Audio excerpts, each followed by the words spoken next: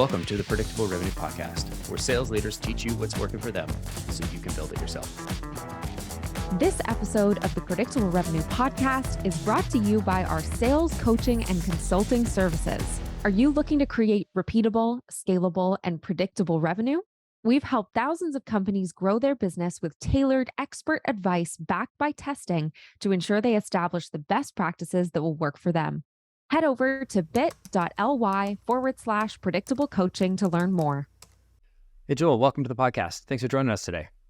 Yeah, thanks so much for having me. I'm excited to have you on because this is what we're talking about today is case studies. Not just how to write a case study, but how to use them, repackage them, repurpose them. I think this is one of the most criminally underinvested in pieces of sales and marketing and the reason I wanted to have you on is so many companies I've worked with don't have case studies, or if they do have case studies, they don't have good case studies. They don't have case studies that get used by their account execs and their SDRs and their sales and marketing teams. And so I know our audience is founders, sales leaders, and individual contributors. And so if you are one of those three buckets, there's going to be something here for you. Because at least in my experience, if you're an AE and you don't have case studies, you are SOL.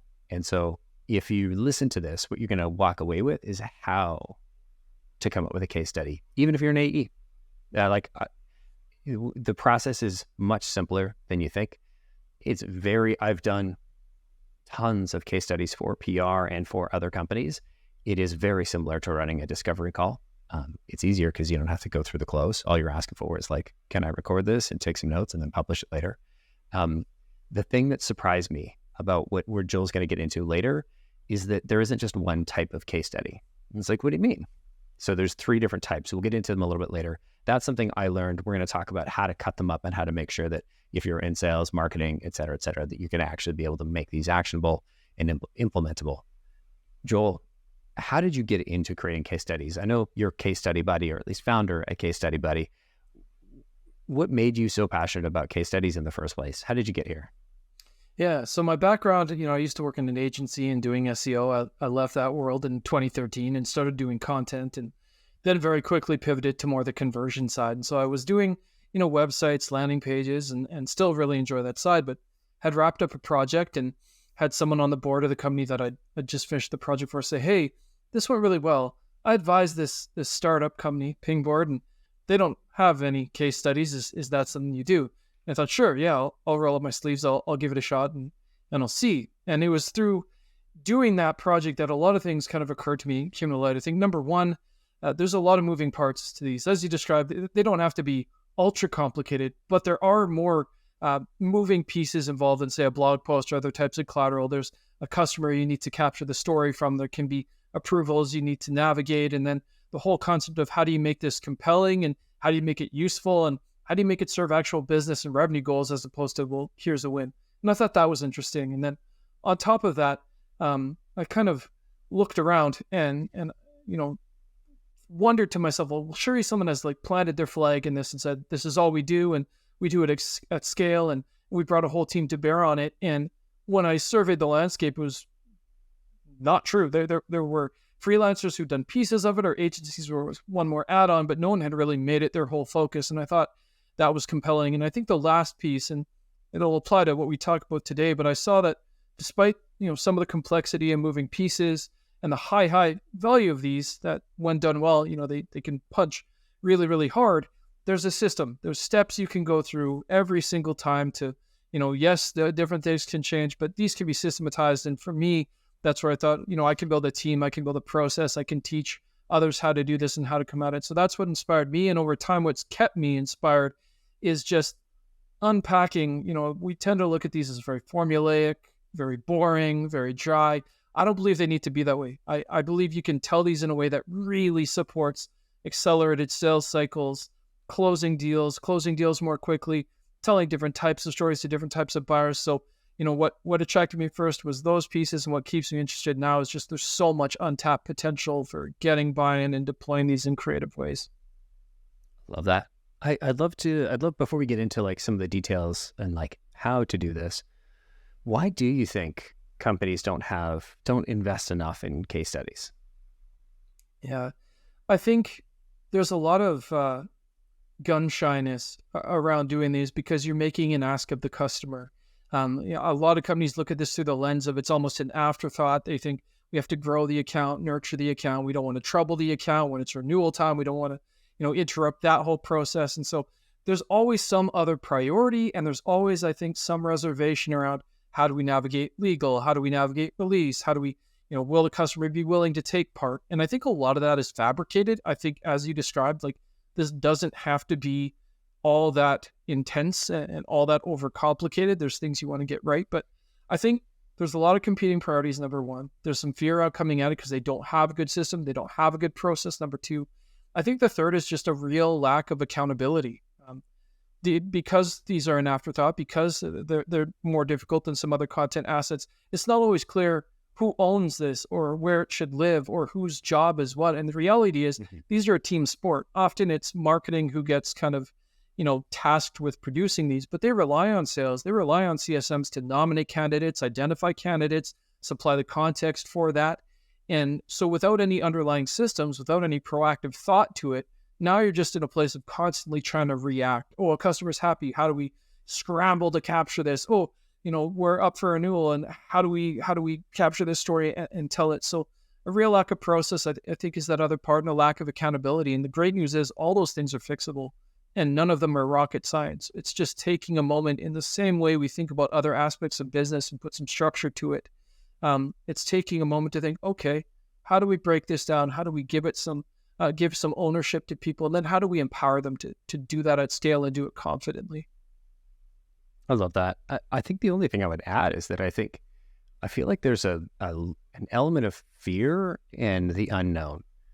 And like, if you've never written, I remember writing my first one and I just Googled like how to write a case study, and HubSpot was probably the top link, and it was like, do these things, these 3 things or 5 things. And I'm like, I still ask those questions.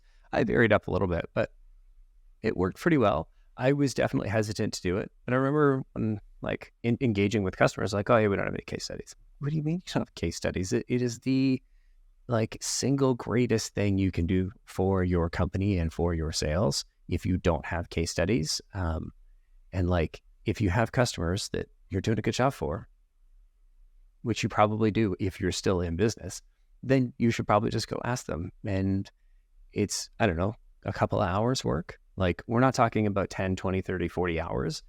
It's like an hour conversation and a couple of hours of writing if you're going to be the person that writes it up yourself, right?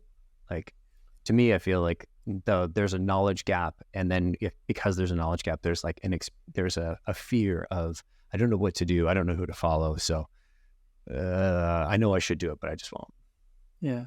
And again, I think it can be as complicated as you make it, right? There's certainly, you can go down the avenue of repurposing this on that. I mean, that's the kind of thing we help clients with, is really wringing every dropout. But at the same time, the fundamentals of it, as you say, I think you're right. There's a fear of, well, can I be this great interviewer? Can I ask the right questions? And can I tell the right story? I think, especially when it comes to, these assets, the stakes feel very high because unlike other assets, you may not get a mulligan because you're using the customer's time. You may not be able to go back and get clarity, or if I think there's a fear of making mistakes. What if I put it the wrong way and it dies in legal? Or what if I offend the customer in some capacity? So I think you're right. I think there is that fear. And I think, as you kind of put it, the good news is, again, you don't have to be, a world-class expert out of the gate. I think if you just pay attention to keeping the end in mind, the goals in mind, what are your business goals, your revenue goals? How will the story you want to tell support your goals? And then craft everything you do around that.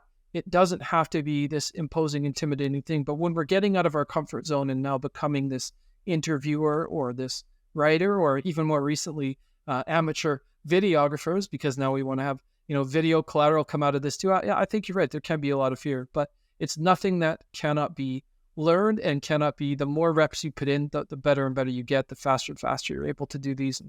And the more and more confident you'll be. Totally.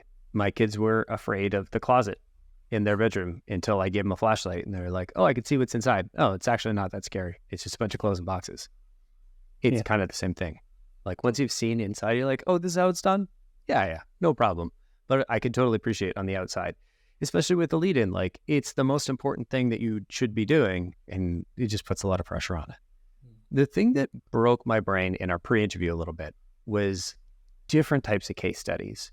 It was sort of like I only understood I only knew apples existed, and to me there was only red apples. And then you're like, no, there's all these different varieties of apples. And I was like, I mean, it was obvious, but I'd never heard that idea. So talk to me about, where did that come from? How did you figure that out? And then what are the different types of stories that we need to tell?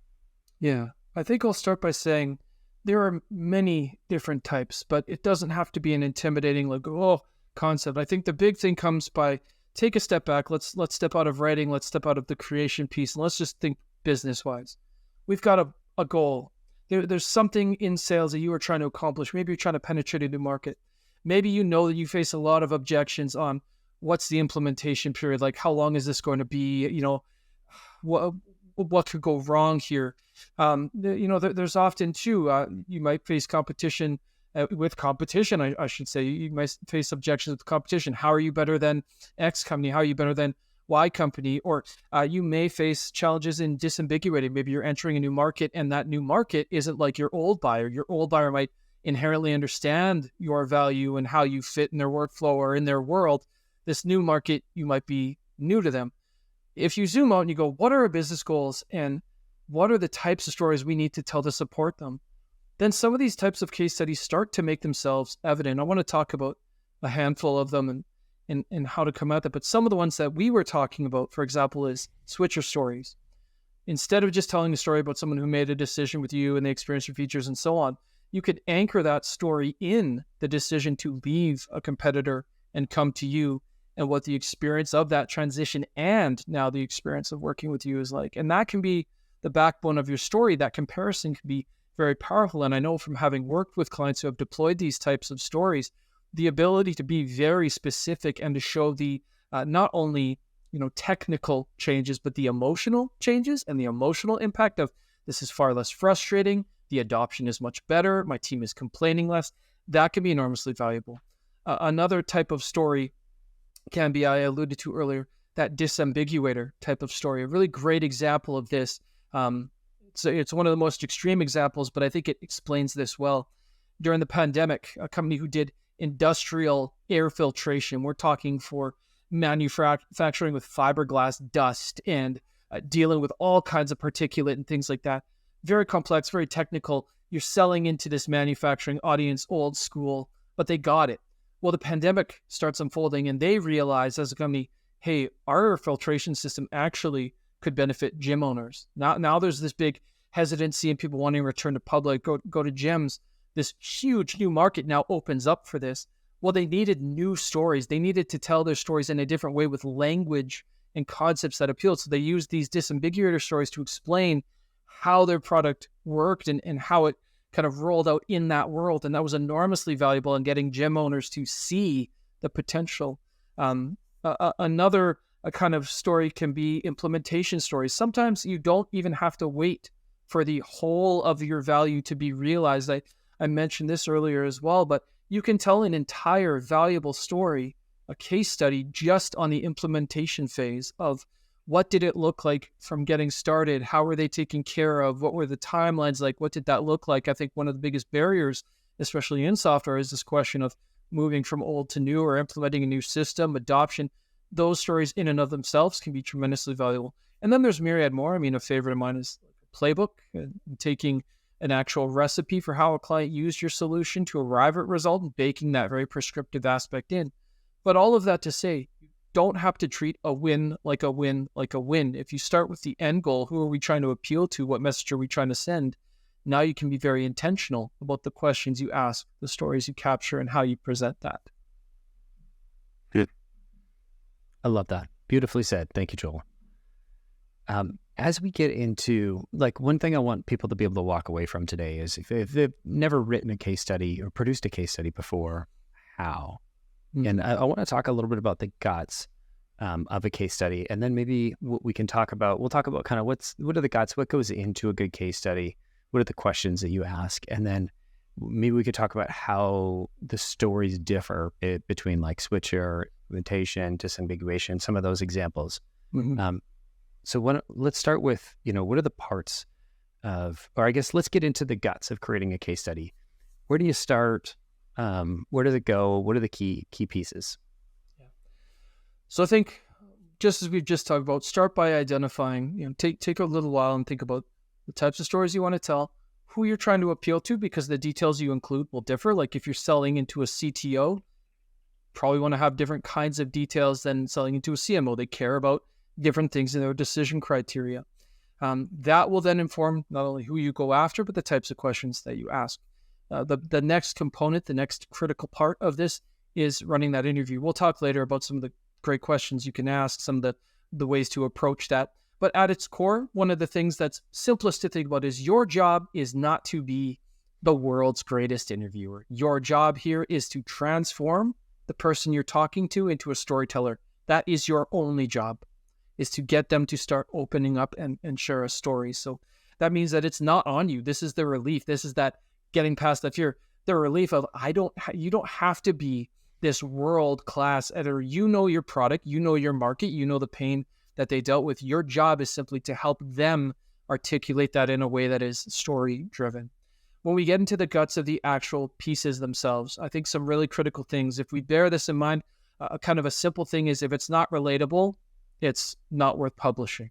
And so how do we make something relatable? Well, there's different components we can bring in. One is you do want to give some sense of, number one, the background of the company, but not only that, you want to have a hero in the story. And the person you're interviewing is that hero. Even in B2B sales, there are emotions involved, there are individual stakes, there are company stakes. Your story will be best told through the eyes of your customer. So you want to have that hero, that person, their quotes, their experience are really going to drive this for you.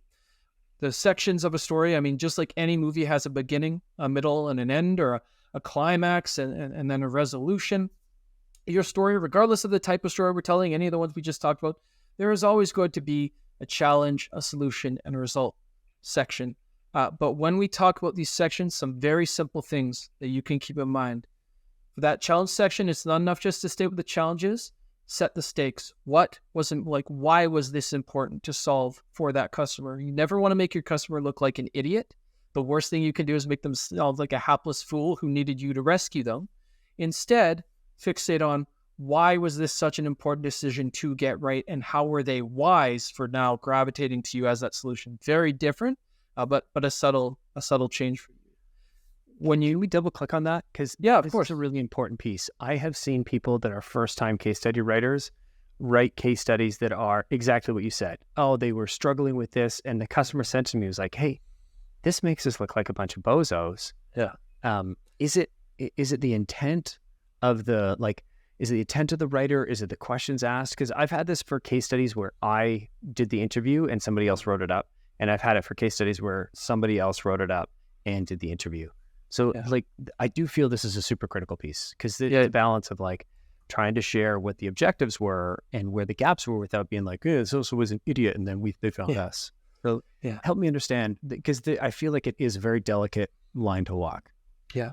I think where it comes from most often is that in trying to make the challenge seem as big or notable as possible, you try to make the situation as dire as possible. And in doing so, you make it seem like the hero was unaware of the situation, or they were just actively making mistakes that they weren't thinking through, or they haplessly kind of fell into the situation. I think when we, for example, are putting a challenge section together, we try to present it through the lens of how can we make this as charitable to the person as possible without making them look foolish. And so, for example, think about your own challenges in your own business, right? Sometimes, yes, it is, was an issue I wasn't aware of, or human error. You've made a bad call. But are you a bad person for that? Are you a fool for that? No. You want to ascribe to the people in the story. They are heroes for being wise enough to choose you, for being smart enough to identify the problem, for recognizing the issue.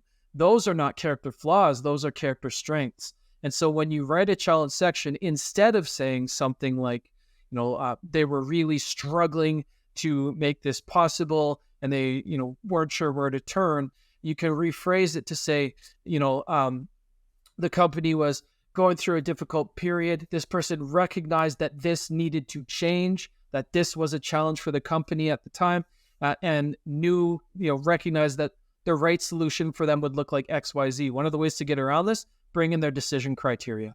They came to you for a reason. They had something in mind. They identified the type of solution. So in that challenge section, you can say they recognized this was an issue. They recognized that this was a challenge that the company was going through, and they were smart enough to, I mean, you might not use those exact words, but they sought out a solution that they knew would alleviate this pain. Now you are you're giving them agency. It's not happening to them. It's something they are experiencing and solving. It's not something inflicted upon them. It's something that they recognized was happening and decided to make a change. And that gives them agency, that gives them a voice, that gives them intelligence, and that makes them less of kind of a hapless victim. Can I try reframing just in a way that kind of connected for me? Because there's this book that people might have heard me talk about, Good Strategy, Bad Strategy. And they offer a framework for like crafting strategy, which I thought was nonsense when I first like heard about it. And I was like, oh no, okay, it's not a framework, but they kind of give you a framework. Anyway, the whole idea is when you're crafting strategy, what you want to do is define the situation.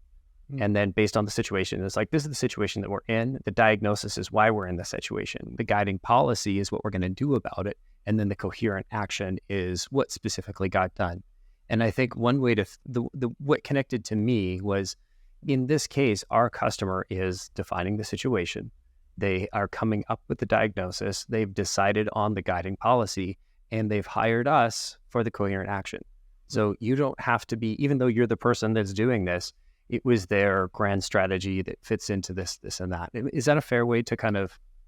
Yeah, I think that's a good way of framing it, because again, it attributes to that person agency. It attributes to them proactiveness. It attributes to it's not, again, too often it's the company was really struggling. Worse still, these things were really inefficient. Worse still, it heaps on the issues.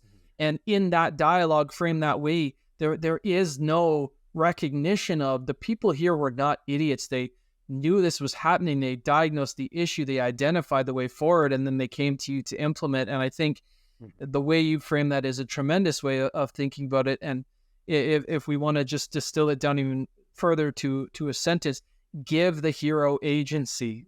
Give them, attribute to them the positive qualities of moving forward and figuring it out, as opposed to just, oh, well, we're experiencing all of this pain, and here comes in, your company on the white horse to save the day. Totally. They're Luke Skywalker. They're the main character in this journey. We're just the little green dude. Exactly. Yeah. I think beyond that, we want to add layers to these sections. So when you get into the solution section, which is a critical section, but what often gets overlooked is, and this can differ from story to story, but it's not just what was done. It's why those things and why they were valuable. In a services business, this is where your thinking is on display. Or even in implementation, it's not just what was done. It's why those steps, why those things, why were those features valuable to them? How are they actually leveraged? Too often we distill this down to bullet points, like they used X solution, and that's the whole of it. That's not a story. Bullet points and great quotes are not a customer success story. What you want to capture in this is not only the what, but the why. Why those things, how are they deployed, or how are they valuable? And then when it comes to the results section, we put a lot of pressure on ourselves. This is the other thing I think that kills a lot of case studies needlessly, is this big pressure we put on ourselves to have this huge, sexy metric, this well-defined, metrics-based outcome. And don't get me wrong, if that is there, absolutely capture it, tap into it. But the reality is, in the results section done well, yes, you're stating the metric if it's there, but you're going beyond the metric and into the impact. And what do I mean by that? Okay, if 90% increase in efficiency is the metric, the impact is, what did that mean for them? What did that make possible for them? What doors are now open that were previously closed? What can they do now or do better because of that 90% efficiency? The power is not just in the number. The number might earn the click. It might earn the initial attention. What earns the sale is appealing to that change of state, that transformative journey, that outcome that person really wants. And that's why you can have a fantastic story without any metrics, because as long as there is still a transformative journey, that is still an appealing narrative to someone who is on the other end of that transformation. It is still something they aspire to even without the concreteness of, say, a metric to measure it. And not every story lends itself nicely to a metric either, so you don't have to force it. Tell me more there. So if there isn't a metric, or maybe it's early, or maybe, the client, the numbers are sensitive, if it could be anything related to security or PII or anything like that, customers may not want to disclose that. So tell me more about case studies that don't have a metric in them, because to me that seems like no, it's got to have a number. Yeah, I mean, let's take the example of cybersecurity, right? How do you write a metrics-based story about a breach that didn't happen? How do you write a metrics-based story about something on the security side at all? I mean, sometimes there are numbers you can bring in, like X number of accounts protected or things, but those are rarely the core story. The real story is often in how much more quickly threats can, be detected, or in how much, how much more confident the company can scale or operate in this arena, or how much work has been taken off of their plate. But there's not often, a quantifiable way of putting that. When we're thinking about, okay, there's no metric in the story, how do we make this valuable? I think what you want to reflect on, take it back to the beginning, and salespeople are very good at this, and understand the pain state, understand, what is the most acute pain that leads someone to seek you out. When they imagine their final state, what does that look like for them? And sometimes, with an implementation, yes, the most obvious metrics, for example, could be, was it on time? Was it on budget? That type of thing. But there's a huge component to that story, which is the lack of hassle, or the smoothness of the implementation, or the way that they feel heard and supported throughout. There's this very experiential side of those stories where, did we feel looked after? And so when you're looking at stories without any metrics, focus in on where did they start their journey? What was the most acute pain, and how was that alleviated? And how can you demonstrate the alleviation of that pain? That is where hero quotes can be really strong. That is where having, and that's why I will never advise doing a case study without interviewing the customer, because you can never get these components without it. But that is where a quote about the experience, that is a quote about your relationship, that is where some of these squishier, more qualitative things can come to light. I think also think through, when you talk with people on sales calls, when you think about the end state, how do people describe that, and how can you take that language and now describe this in this story? Bringing those more qualitative aspects out. One of the worst things you can do with a case study is kitchen sink it.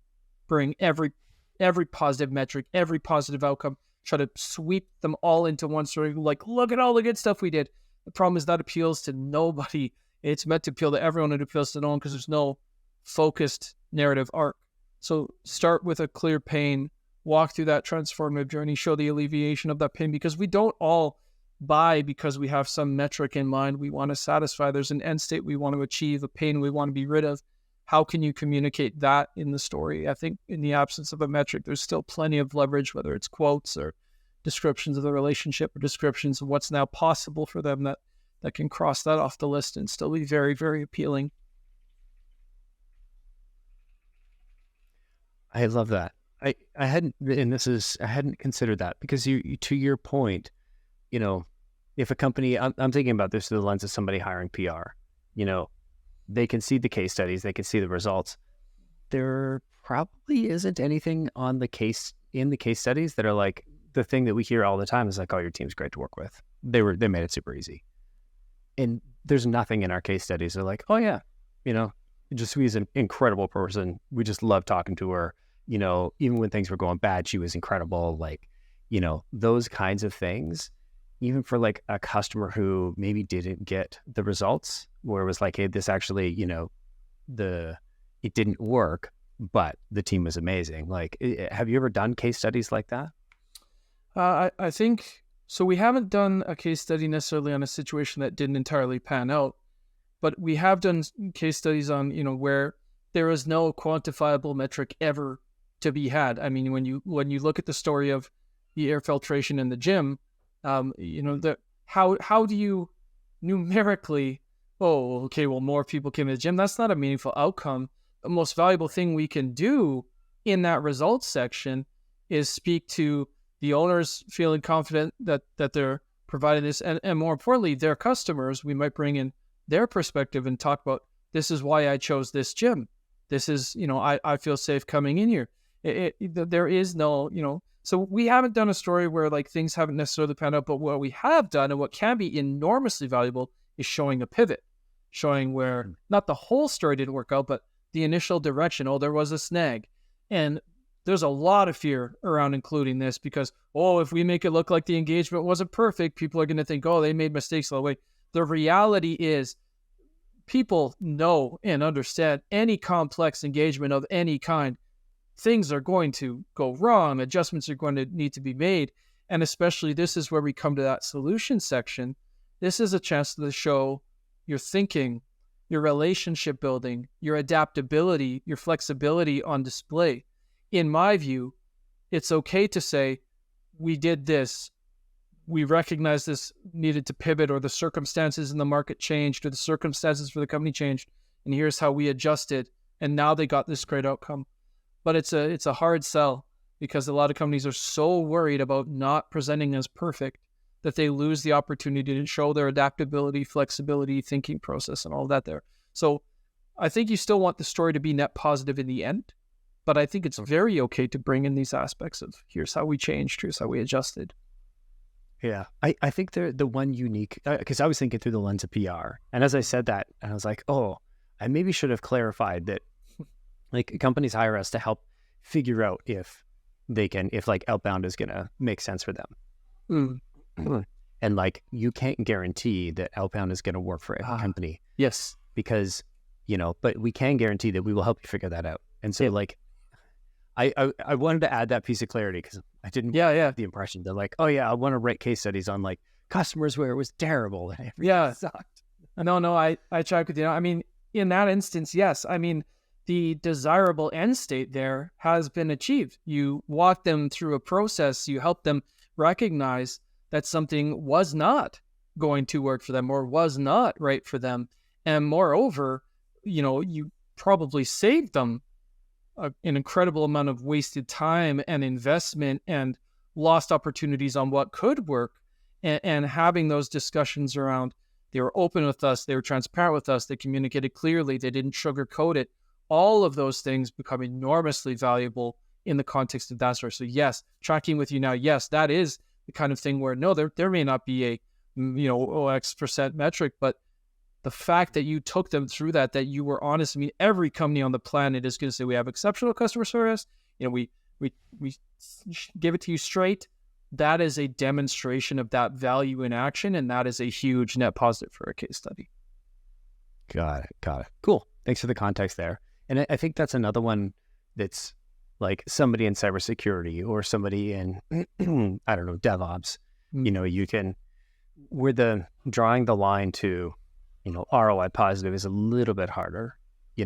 These are the kinds of things that can also be good targets for case studies if your clients won't let you share the actual metrics, because even sometimes when we do case studies, people are like, no, I don't want to share that. Like I had one who like one of our first customers, the founder still won't add me on LinkedIn.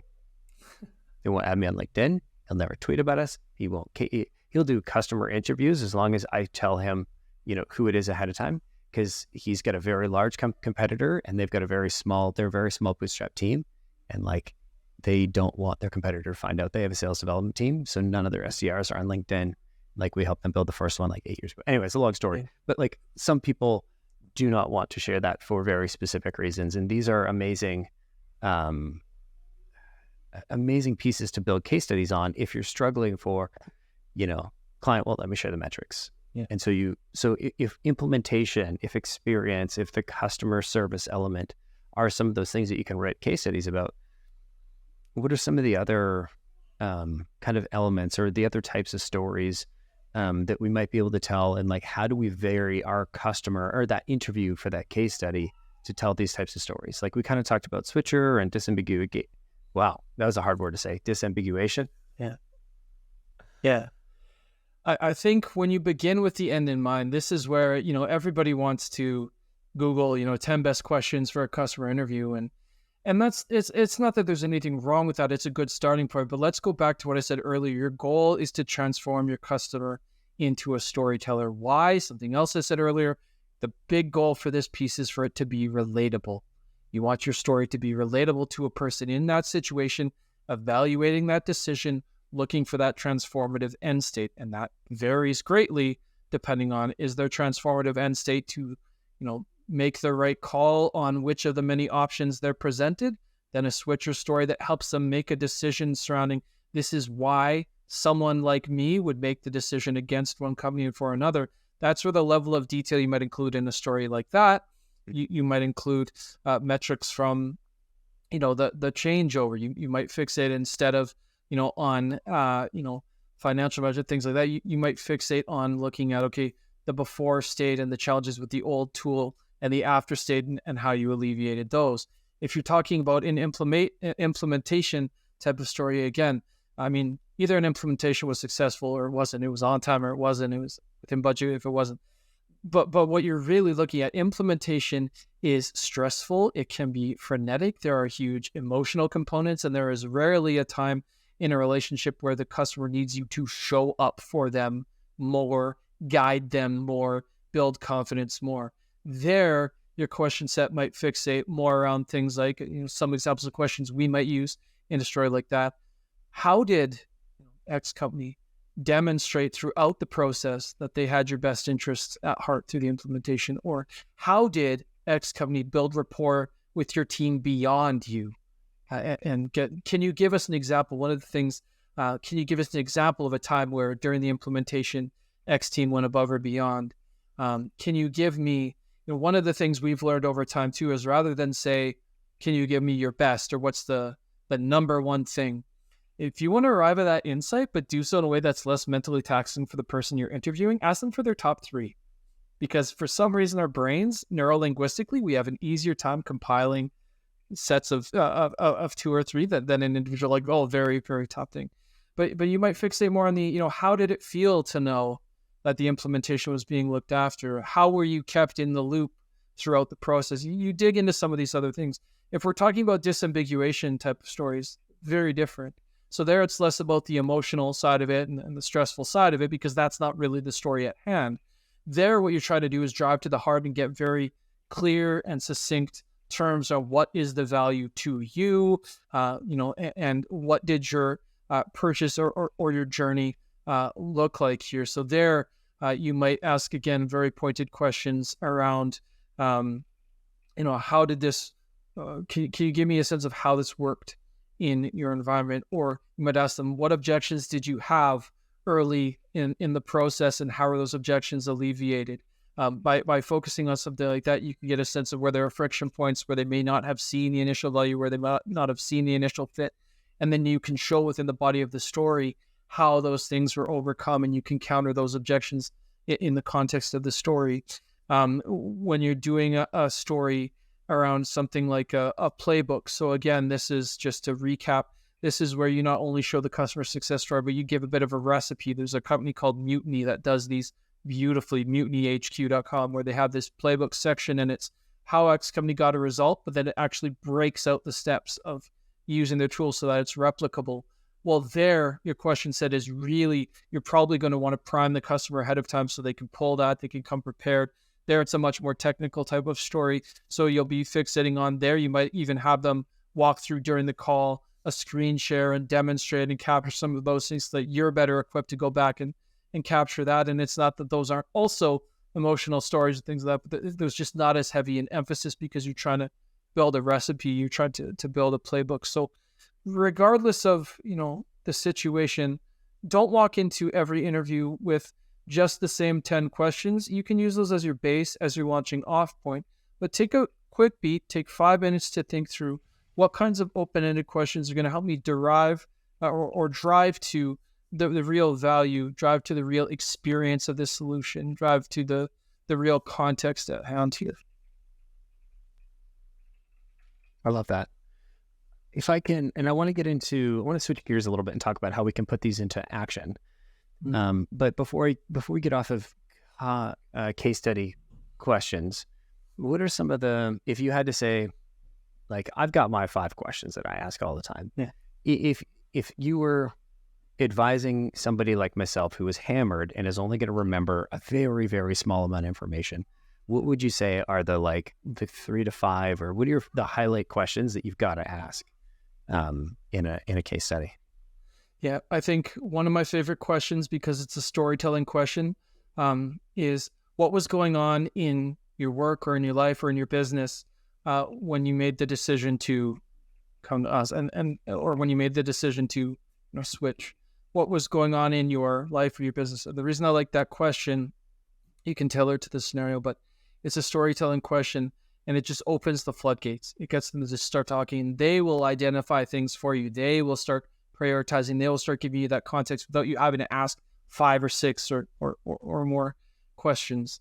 One of my favorite questions is simply, what made that so? And then fill in the blank with the emotion they just described. What made that so frustrating? What made that so rewarding? What made that so nerve-wracking? The reason that question works, it's not a traditional case study question, but the reason I like it is fantastic at getting people to elaborate on the situation and provide more detail without saying, just tell me more. It gets them to key into an emotion and then bring out the factors. And so it's a way of getting someone to expand on a point they might have made, or to tell more of the story in that way. A story that I really like for capturing, or not a story, a question I really like for capturing the impact is, what can you do now or do better because of X? And do now or do better helps you drive at not just the metric, but to go beyond the metric and into the impact. Another way of phrasing this question, or another one that can be really valuable, is, what has that meant for you? What has that meant for your boss? What has that meant for your business? So when they share a metric, follow it up by saying, what has X change meant for you? What has this meant for your business? And then finally, one of the questions when it comes to the solution sort of section, there's so many different ways of coming at this, so many brilliant ways of coming at this, but I like to invite them to kind of be my guide. And so I like to kind of say, walk me through what this looked like for you, or walk me through your experience of, X solution. Again, it's a storytelling type of question and invites them to go broad.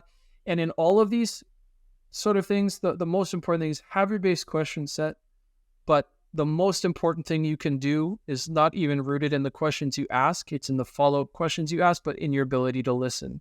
You know your product, you know your customer. You'll be able to recognize a situation where it is appropriate for you to say, tell me more, or could you give me a little more info? Or as I mentioned earlier, what made that so frustrating? What made that so valuable? What made that so, and get them to expand. Bear in mind, as a principle, when you're interviewing, we talked about fear. You're nervous, they're nervous. Never be afraid to ask the same question in a slightly different way, or to just let a pause hang. You'll be amazed at the kind of insight you get when you're not so busy trying to fill space by talking. I mean, you could say the same about a sales call. 100%. I was like, oh yeah, I needed to learn this as an AE. This is why I think salespeople are almost the perfect case study writers, because this is effectively discovery. In fact, it might be a fun exercise. Like if you are an AE, an individual contributor, to go do a couple of these. I bet you it will make you might find some things that you can pick up for your discovery calls. Thank you for those questions. I love this. I'm curious. I want to kind of wrap with, how do we, it's one thing to produce or to set up the interview and then ask the questions and then have it written up. How do you carve up the content and make it easy for people to use? Because what I do is I just publish it as a blog post. Sometimes I'll publish it like a case study, like a podcast. They can see me and the prospect talking. What are the things that you do, and just to make it easy for people to consume this content? Yeah. First, a really simple framework that I think anybody can remember: nibble, bite, snack, meal, buffet. Okay. What do I mean by that? What is the appetite for information that your prospect has at this stage? If they have just heard of you, they are probably not ready for this really deep dive, super maxed out 1,500 word gigantic blog post. That is where something more succinct and different might make sense. So let's break this out a little bit. For me, a bite, that's a pull quote. If you've got a really great impact statement, if you've got a really great, like if someone's just vocalized a pain, building yourselves and your peers a bit of a quote bank that's categorized even just by pain, solution, and then subsections for maybe your features and results. Having that quote bank at your disposal that you can go, oh, I've got a really great quote for this. I've got this really great kind of pocket story for this. That's enormously valuable. When we think about, like a bit of a snack, let's say, moving a little bit further up the chain, if you're doing cold outreach and someone, again, is maybe not quite ready for that full meal, 1,500 word deep dive experiential piece, that's where something like a one sheet is enormously simple to create. If you've already captured the story, if you've already created that core asset, to move backwards now and have this 300 wordish kind of one sheet that focuses on the pain or whatever it might be, that's very easy for you to put together. It's structurally different. It works very well as a leave behind or something you can send after a call. You can push to a demo page. You can push to a deeper asset, but you're now meeting them at their appetite. You're not trying to drown them in information. You're giving them something to kind of whet the appetite and move on from there.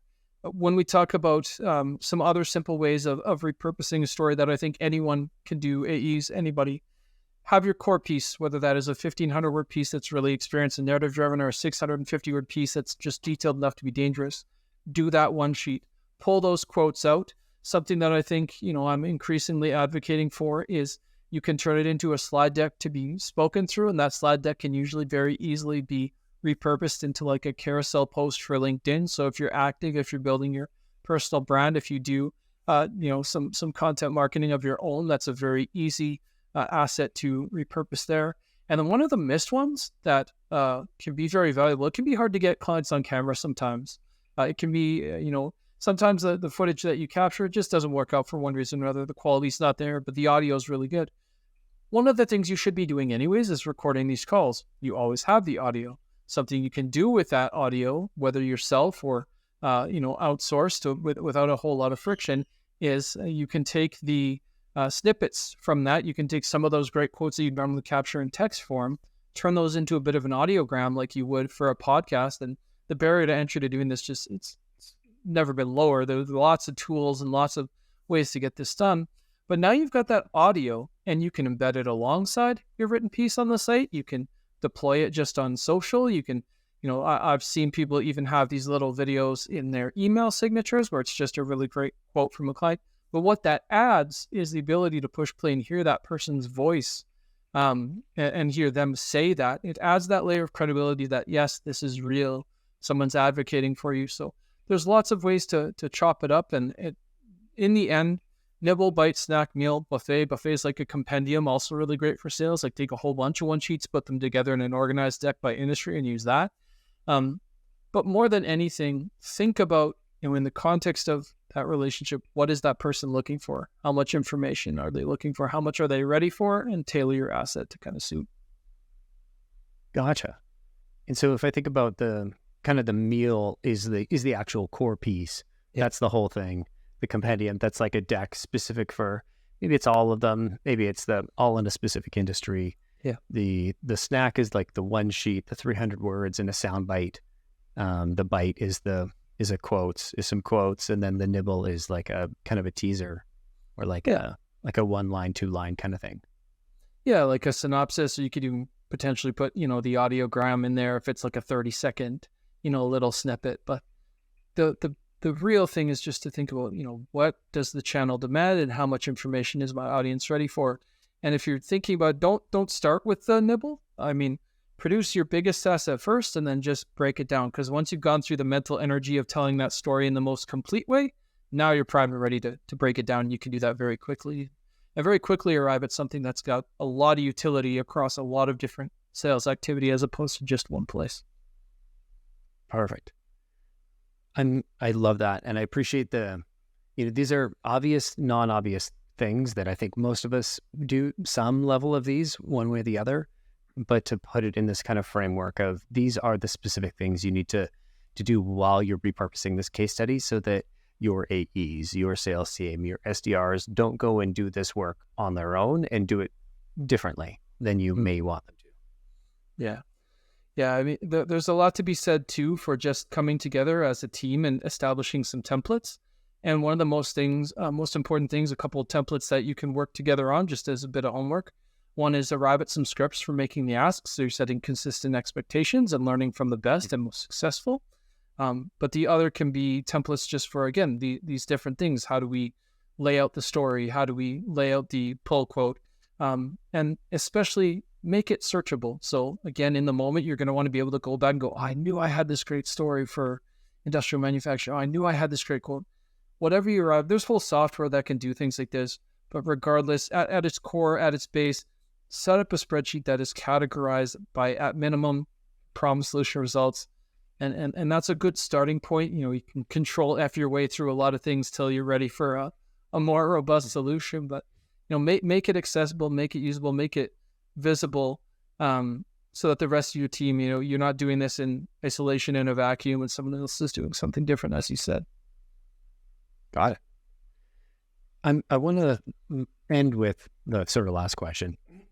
What's the impact you've seen a good case study have? So what is the case study for a good case study? Yeah, I think we'll start with the nebulas. It depends on where and how you're deploying it, because again, we've talked about a lot of different use cases for case studies. Some of my favorite outcomes, though, that I can point to, we worked with a enterprise-sized CRM. We did over 50 stories for them. They were able to track attributed, assisted conversions with case studies. They only tracked, I believe, 8 to 12 of the 50 some assets we did that year. And then they looked at those chains of, how people interacted versus chains without. And we could tie over, I believe it was $2.5 million in new annual recurring revenue, not just to the case study itself, but to explorations or buyers' journeys that included them.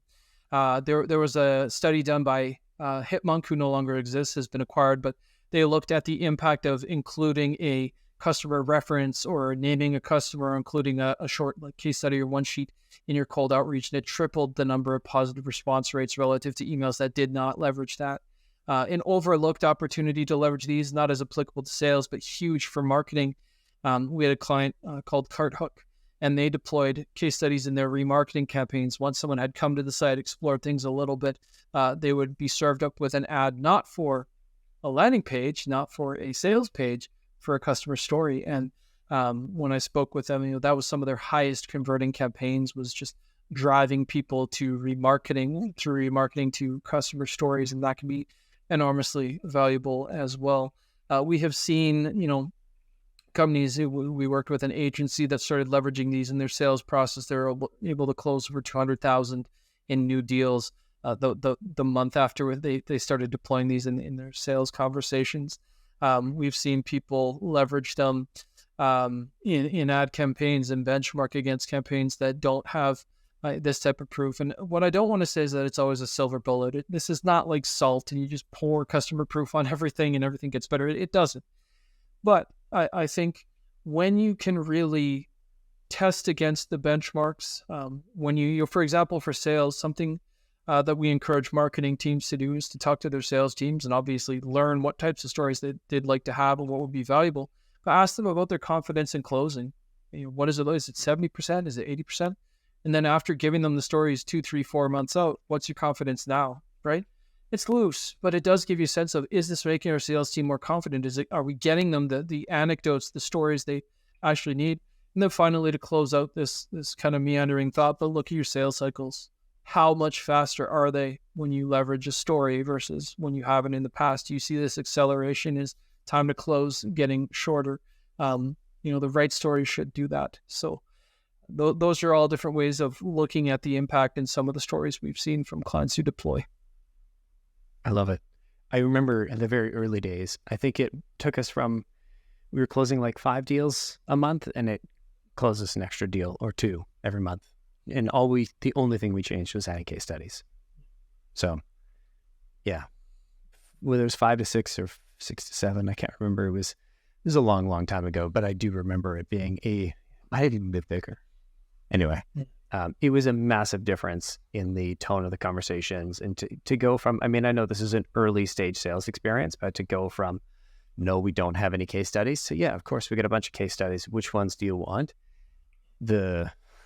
it's a much different, much different experience for the prospect and for the account exec on the phone, because it's the difference between being able to back up what you're saying and not being able to back it up. And it's not necessarily like having done good work or not done good work. It's just a matter of being able to back it up. So give your salespeople the backup they need. Let's get some really great case studies produced for them. Yeah, you've probably learned enough to be dangerous and start your own case study agency and go put Joel out of business. But if you don't want to do that, Joel can do this for you. Joel, what's the best way for them to get in touch with you? Yeah, so there's a lot of additional resources and more in-depth stuff. And if you're trying to do this yourself and you want to explore some of the questions we use, or you want to explore some of the processes we implement, we're very transparent. You can check out our blog at CaseStudyBuddy.com. There you'll also find information on working with us, some of the different resources and assets we can put together. But we spend a lot of time sharing. We spend a lot of time trying to arm people, because we believe in the efficacy of not only these things, but we believe that telling better stories leads to better outcomes. And most case studies are awful. So please, I invite you to read some of those things and refine your processes. For me personally, you can always reach me on LinkedIn at Joel Klettke on there. I don't always respond quickly, but I do always respond, and I'm happy to jam on. I've had a front row seat to see how over 300 organizations come at the challenges of case studies. Odds are really good, whether it's buy-in or storytelling or permissions, whatever challenge you're facing, it's really likely I've seen something like it before. So always happy to butt heads on it and see if I can help you get unstuck. Right on. Well, Joel, thank you so much for coming on the show. And everybody, thanks for listening. We'll see you all next week.